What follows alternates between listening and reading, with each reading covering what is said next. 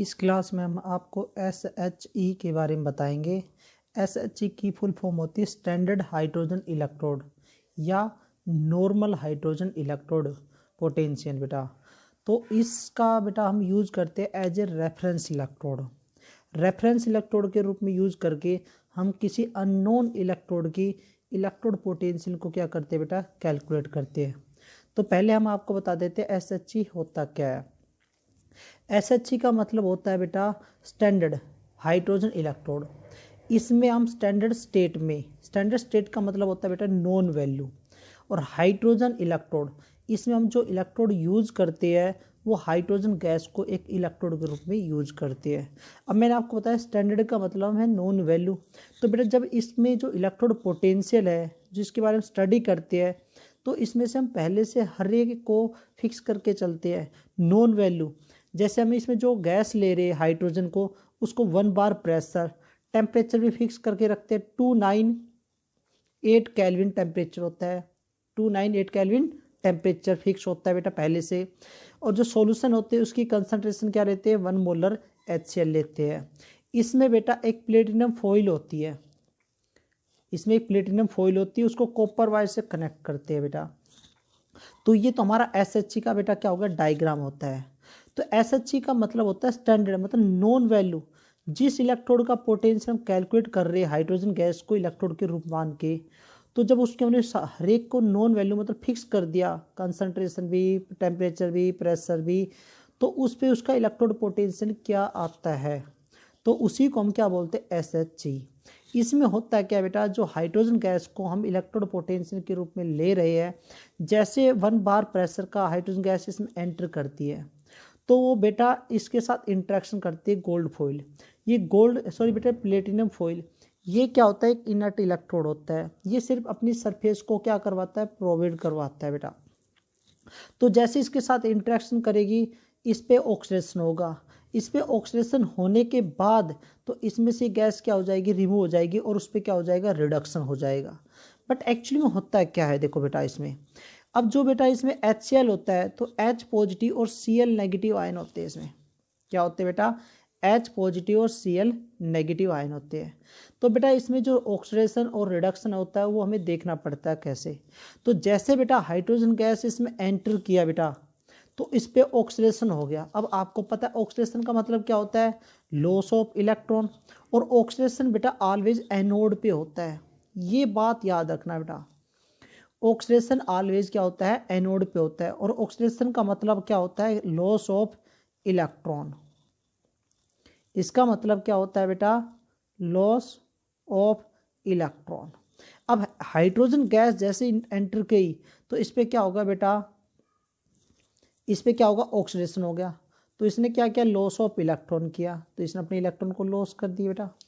अब जैसे hydrogen gas इसमें एंटर की थी बेटा, इसके ऊपर ऑक्सीडेशन हो गया, तो पहले से बेटा जो इसने अपने इलेक्ट्रॉन को लॉस किए, यहाँ पर इलेक्ट्रॉन लॉस हो गए, तो जो पहले से H पॉजिटिव आयन थे बेटा वो इन इलेक्ट्रॉन को गेन करके हाइड्रोजन गैस के रूप में रिमूव निकल जाएंगे बेटा, हाइड्रोजन गैस के रूप में क्या हो जाएंगे, रिमूव हो जाएगा। तो इस पे क्या होगा बेटा, रिडक्शन।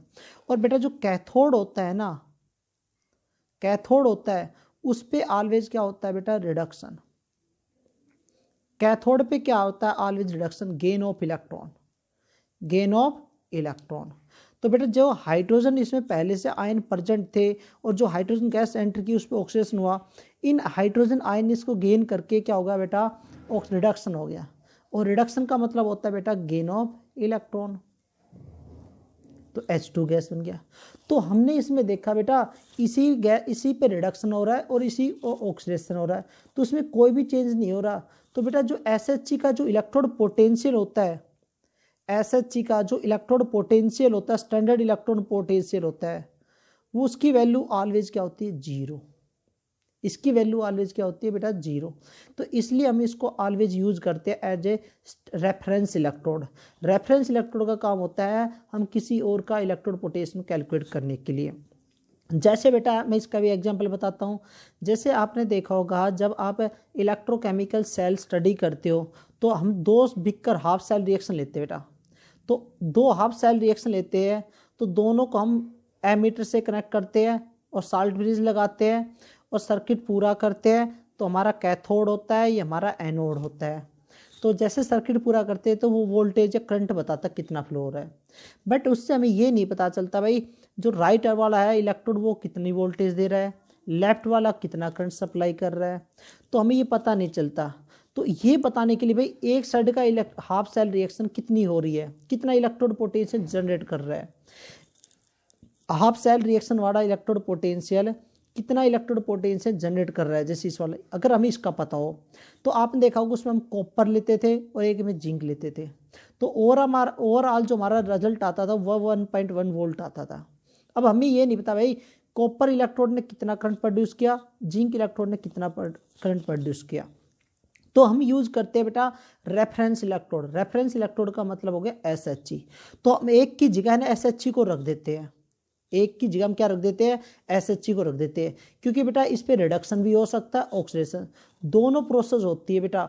ये left hand side half cell की तरह भी एक्ट करता है और राइट हैंड हाफ सेल की तरह भी रिएक्शन करता है, मतलब इस पे रिडक्शन भी हो सकता है और ऑक्सीडेशन भी हो सकता है। तो यहाँ पर रखोगे तो दोनों को सर्किट को पूरा करेगा, सर्किट कंप्लीट होगा तो ये करंट फ्लो करेगा, तो उससे हमारे पास क्या आएगी, वोल्टेज आएगी। ये हमें पता है इसका तो वर्किंग ऑलवेज क्या होता है, जीरो होता है, इसका तो SHE ऑलवेज क्या होता है, जीरो होता है SHE वाले का।